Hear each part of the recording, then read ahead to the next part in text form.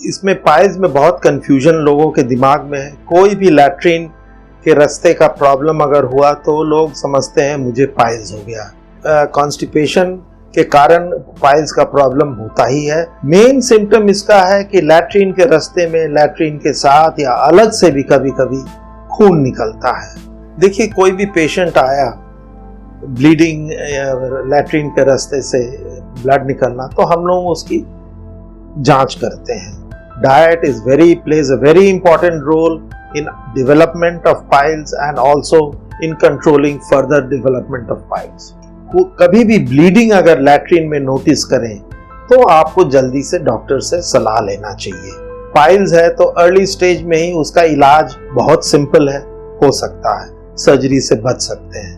Piles does not cause cancer, लेकिन these diets are cancer producing.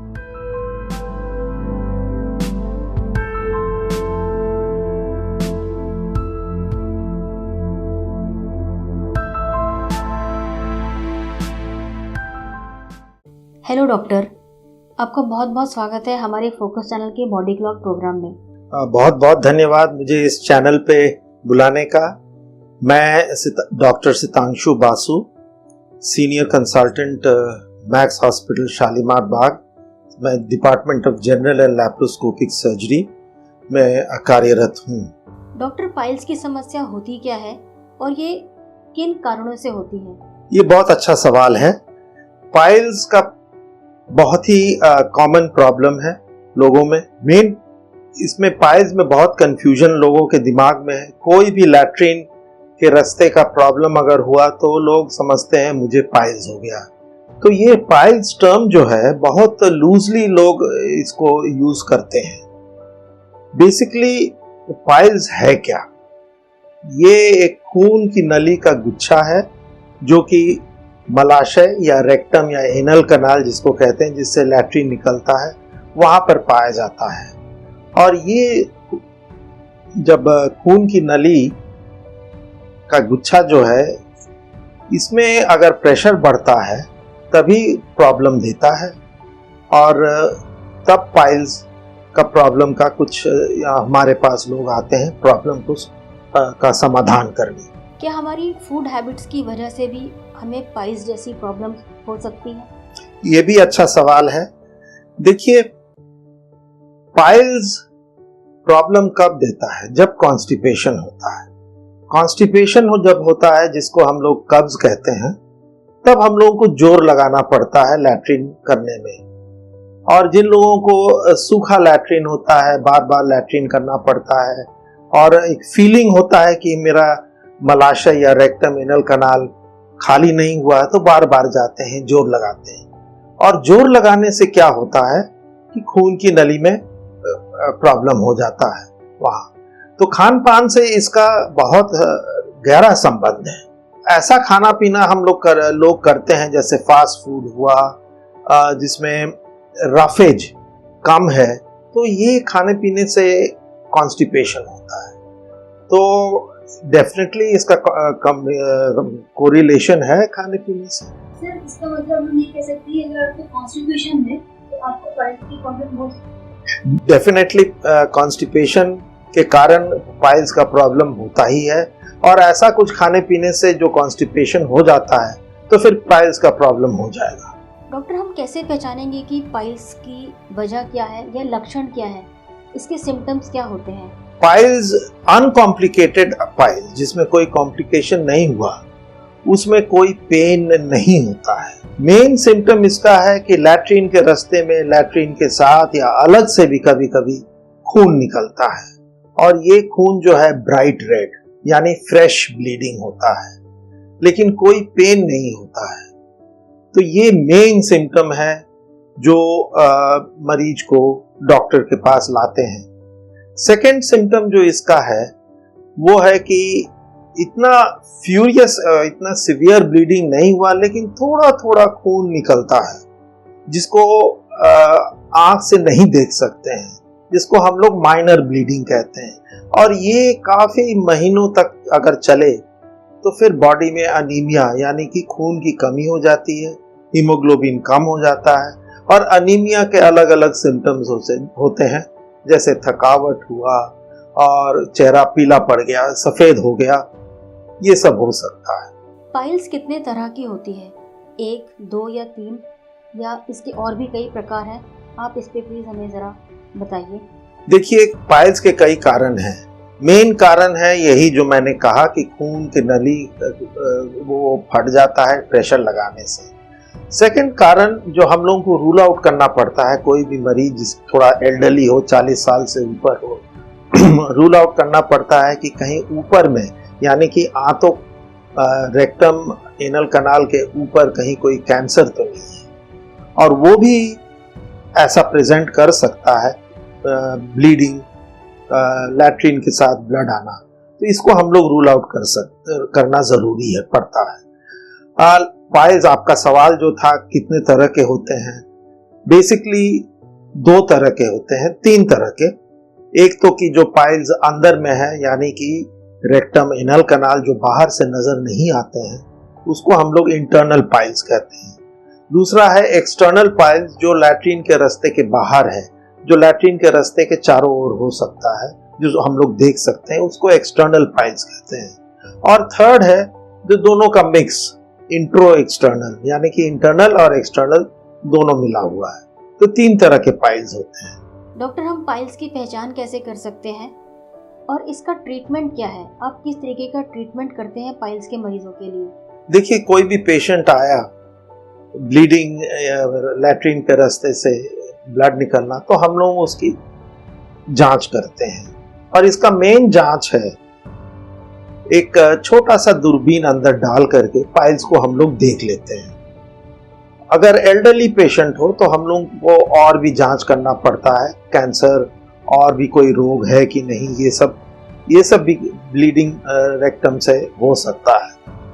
बहुत ही rare cause है liver का problem के चलते ब्लीडिंग होना, वो रेयर है कॉज, लेकिन हो सकता है, तो वो भी हम लोगों को रूल आउट करना जरूरी होता है। इसमें ट्रीटमेंट कैसे देते हैं सर? देखिए, ट्रीटमेंट हम लोग सबसे पहले तो लाइफस्टाइल बदलना पड़ता है, डाइट बदलना पड़ता है। हम लोग कहते हैं हाई फाइबर डाइट और हाई रफेज डाइट, यानी कि खान पान में ऐसा कुछ खाएं जिसके चलते लैट्रिन जो है वो मुलायम हो, जोर नहीं लगाना पड़े, कॉन्स्टिपेशन जैसे ना हो, जिसको हाई रफेज डाइट हो। इसका एग्जाम्पल मैं बाद में बोलूंगा। सेकेंड, किस स्टेज में है पाइल्स? अर्ली स्टेज है, 4 स्टेज होते हैं, 4 ग्रेड्स होते हैं, 1 to 4। अगर ग्रेड 1-2 है और खून उसमें से निकल रहा है, तो हम लोग उसी समय आउट पेशेंट में ही इसका इलाज करते हैं। या तो उसमें इंजेक्शन लगाते हैं या उस पर एक बैंड लगा देते हैं। और भी तरीके हैं पाइल्स को श्रिंक करने का, वो है फोटोकोएगुलेशन, इंफ्रारेड, ये सब और भी तरीके हैं। मेन है कि वो खून की नली जो फटी हुई है, जो फट जाती है, उसको श्रिंक करना। सर्जरी और भी तरीके हैं, लेकिन वो हम लोग रिजर्व करते हैं एडवांस्ड कंडीशंस में, एडवांस स्टेजेस ऑफ पाइल्स में। लेकिन सबसे पहले तो हम लोग को रूल आउट करना पड़ता है, और कोई कारण तो नहीं है। डॉक्टर, पाइल्स के ट्रीटमेंट में मेडिसिन का काम होता है या इसको ऑपरेशन करना पड़ता है? और क्या ऑपरेशन करने के बाद ये प्रॉब्लम हमेशा के लिए ठीक हो जाती है? ये बहुत अच्छा सवाल है। लोग सोचते हैं कि हमने ऑपरेशन करा लिया, बड़े से बड़े ऑपरेशन करा लिया, लेकिन अपना लाइफस्टाइल नहीं बदलेंगे तो फिर हो जाएगा ये प्रॉब्लम। फिर आ करके बोलेंगे मैंने तो ऑपरेशन करवाया तो भी मैं ठीक नहीं, फिर से ब्लीडिंग शुरू हो गई। इसीलिए लाइफस्टाइल और diet is very important to not only cure piles but to prevent further development of piles. और डाइट में क्या होना चाहिए? वो हाई फाइबर डाइट, जैसे पपीता हुआ, छिलके वाला फल हुआ, ग्रीन वेजिटेबल्स हुआ, ये सब डाइट में इनकॉर्पोरेट करना चाहिए पेशेंट को। पानी पूरा लेना है। और लोग कहते हैं मैं तो बहुत पानी पीता हूं, लेकिन पेशाब के रंग पर जाइए। पेशाब सुबह का पहला पेशाब थोड़ा हल्का पीला हो सकता है, लेकिन उसके बाद उतना पानी पीजिए जब पेशाब आपका सफेद है। Diet plays a very important role in development of piles and also in controlling further development of piles. Sir, अगर यदि किसी को पाइल्स है और उसके अलावा कुछ और प्रॉब्लम भी है। जैसे कि पाइल्स का मरीज का जो डाइट चार्ट होता है वो किस तरीके से होता है? देखिए, मैंने जो कहा आपको कि हाई फाइबर डाइट, जरूरी नहीं है कि जो आम ही खाना जरूरी है, उसको सब्स्टिट्यूट कर सकते हैं अदर मेथड से। अब इसबगोल जो आता है, हालांकि आयुर्वेदिक है, it is a high fibre, उसको रात में ले सकते हैं। या सॉफ्ट वैक करके, वो भी सेम चीज है इसबगोल का, वो भी आप इनकॉर्पोरेट कर सकते हैं, रात में हम लोग देते हैं। तो डायबिटीज को कॉन्ट्राइंडिकेशन नहीं कह सकते हैं कि आप हाई फाइबर डाइट नहीं ले सकते हैं। लोग कहते हैं कि अगर आप कोई मेडिसिन या कोई इसबगोल जैसी चीज लेना शुरू करते हैं तो आपको इसकी आदत पड़ जाती है। ये कहाँ तक लोगों के दिमाग में बात रहती है?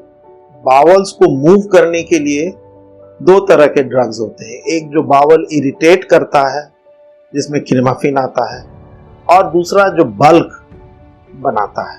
तो इसबगोल और ये सब जो है बल्क बनाता है, और ये हैबिट फॉर्मिंग नहीं है, काफी सेफ है। और इसीलिए हम लोग कहते हैं कि हाई फाइबर डाइट अगर ले तो वो इसबगोल का ही काम कर रहा है। तो it is very safe, it is not habit forming.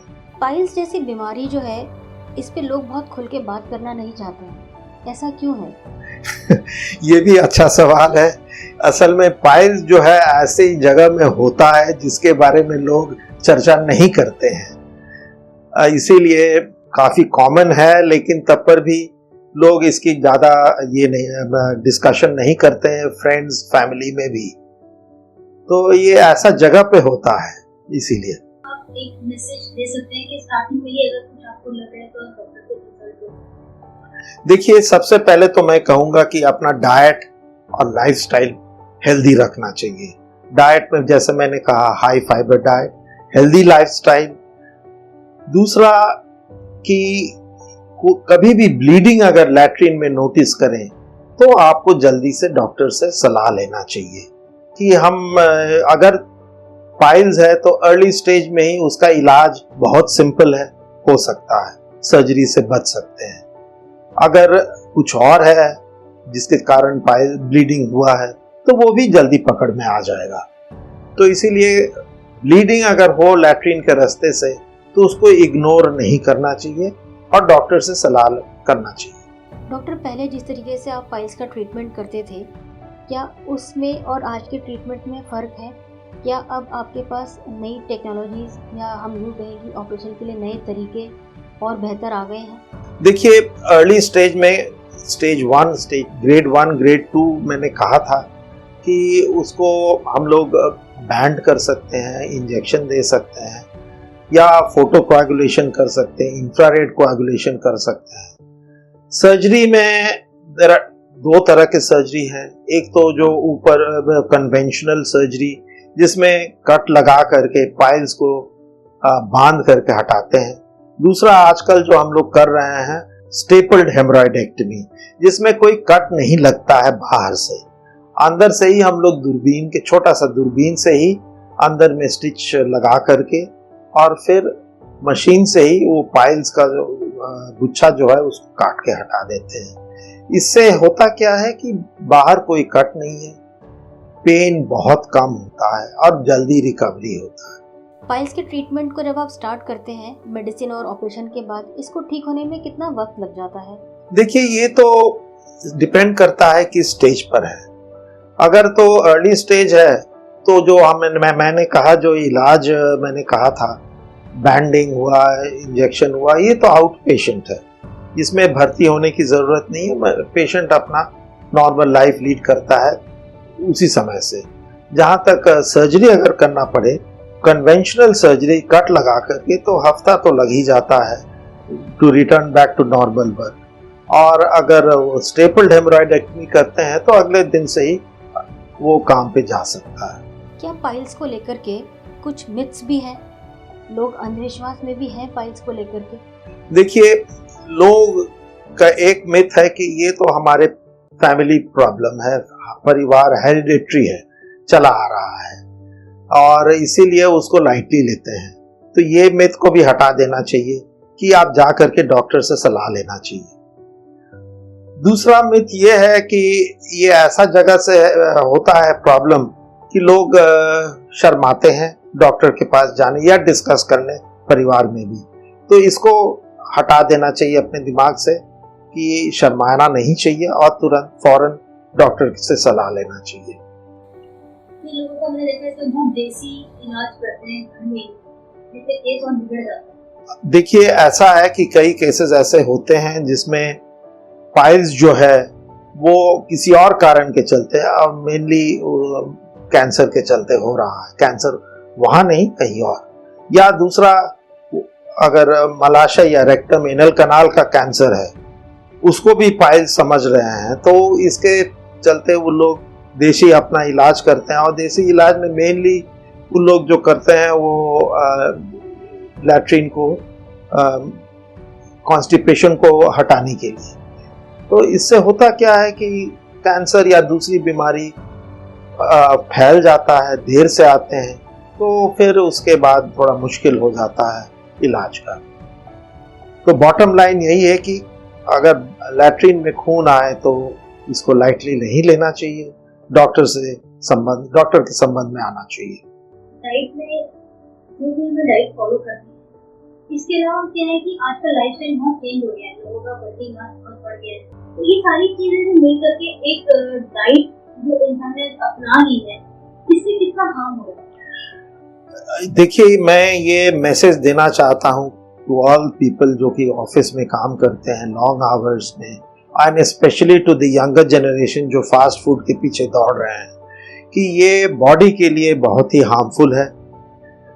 अब पाइल्स के अगर संदर्भ में देखें तो ये कॉन्स्टिपेशन करता है, and also piles does not cause cancer, लेकिन these diets are cancer producing. So ये सब डाइट को अवॉइड करना चाहिए। Live a healthy lifestyle, live a healthy take a healthy diet. और हेल्दी डाइट में ग्रीन वेजिटेबल्स जैसे मैंने कहा, fruits, salad, now that is also important, it has a lot of roughage, soft faeces होता है, soft आपका constipation avoid करता है। तो जैसे ग्रीन सैलड हुआ, वो तो रेडिली अवेलेबल है, उसको उसकी लेना जरूरी है। आपका सवाल का फिर से वही जवाब मैं दूंगा कि ये सब जो life present day fast food and fast life में fast food is very dangerous for the health. Piles में पेन क्यों? देखिए, पाइल्स में अगर कोई कॉम्प्लिकेशन हुआ नहीं हुआ, अगर कोई कॉम्प्लिकेशन पाइल्स में नहीं है तो पेन नहीं है होता है। अगर पाइल्स में कोई भी कॉम्प्लिकेशन हुआ तो फिर पेन आ जाता है। और क्या क्या कॉम्प्लिकेशन हो सकता है? पाइल्स अगर बाहर निकल गया और वहीं फंस गया, यानी कि आपका जो लैट्रिन का रास्ता का जो मुंह है उसमें मसल रहता है, वो अगर स्पैज्म में चला गया, वो अगर कंट्रैक्ट कर गया, तो पाइल्स का मांस जो बाहर पड़ा हुआ है उसको दबाता है, उसका खून ब्लड सप्लाई रोक देता है, तब पेन होने लगता है। सेकंड, अगर पाइल्स थ्रोम्बोज हो गया, अगर खून की नली में क्लॉट्स हो गए और पाइल्स थ्रोम्बोज इसको कहते हैं, तो फिर वो भी पेनफुल होता है।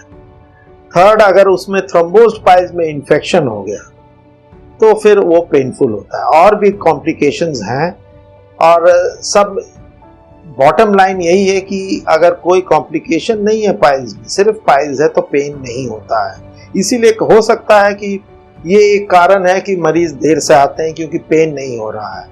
जैसे ही पेन होने लगे पाइल्स में, तो इसका मतलब कोई कॉम्प्लिकेशन ऐड हो गया है। जब हम लोग बाहर फ्रेश होते हैं, टॉयलेट करते हैं, पॉटी करते हैं, वो जितनी बारी स्किन से रगड़ खा करके आता है, वो स्किन कट कट के जमा होकर जब मस्से टाइप में बन जाता है। ऐसा है कि हर बार हम लोग जोड़ लगाते हैं तो जो मलाशय या रेक्टम एनल कलान का लाइनिंग है उसके ठीक अंदर ही में ये गुच्छा है, और इसको सपोर्ट करता है एनल कुशन कहते हैं, मसल है। तो हर बार हम लोग जोर लगाते हैं तो ये स्लाइड डाउन करता है, तो स्लाइड डाउन करता है तो वो जो मसल है वो कमजोर होने लगता है, तो इसीलिए पाइल्स हो जाता है। तो इसीलिए बार बार अगर आप लैट्रिन कर रहे हैं, या तो आपका फीलिंग होता है कि मेरा रेक्टम एनल कनाल खाली नहीं हुआ, या वहां पर रेक्टम एनल कनाल में लैट्रिन बहुत हार्ड हो गया है जिसको निकलने में दिक्कत हो रही है और आप बार बार जा रहे हैं, तो भी आपको डॉक्टर से सलाह लेना चाहिए। जैसे सपोज किसी को पाइल्स की प्रॉब्लम नहीं है, बट शायद उसने एक दिन बहुत जंक फूड खाया या कोई मैदा टाइप खाया जिससे उसको कब्ज हो गया, उस कब्ज को मोशन को लाइट करने के लिए वो क्या कर सकते हैं? देखिए, जैसे मैंने कहा कि पानी पूरा पीना चाहिए, पेशाब सफेद रंग का होना चाहिए। सेकेंडली, इसबगोल मैंने कहा बहुत ही सेफ, या सॉफ्टोवैग बहुत ही सेफ ड्रग है, ड्रग अगर कहें तो। थर्ड, क्रीमाफिन, इसमें इरिटेंट लैक्सेटिव है। लैक्सेटिव का मतलब है जो लैट्रिन कराता है, उसको उसमें मदद करता है। तो ये लैट्रिन का रास्ता को इरिटेट और आंतों को इरिटेट करता है, इसको हम लोग इरिटेंट लैक्सेटिव, तो क्रीमाफिन टाइप का फिनोफ्थलीन जो है वो हम लोग देते हैं, लेकिन उसको रेगुलर यूजेज के लिए नहीं है। इस प्रॉब्लम में अगर हम योगा और एक्सरसाइज वगैरह करें तो ये हमको कितना बेनिफिट करेगा ठीक होने में? देखिए, ये सब आता है हेल्दी लाइफस्टाइल में। योगा और एक्सरसाइज डेफिनेटली हेल्प करता है, आपका फीलिंग गुड हो जाता है, गुड फीलिंग होता है। सेकेंडली, आपका एपिटाइट बढ़ाता है and you should take healthy food. तो डेफिनेटली योगा और exercise part of healthy living, हम इसको मानेंगे, ये करना चाहिए। डॉक्टर बासु, इतनी अहम जानकारी देने के लिए आपका बहुत बहुत धन्यवाद, और हमारे चैनल पर आने के लिए आपका बहुत बहुत धन्यवाद।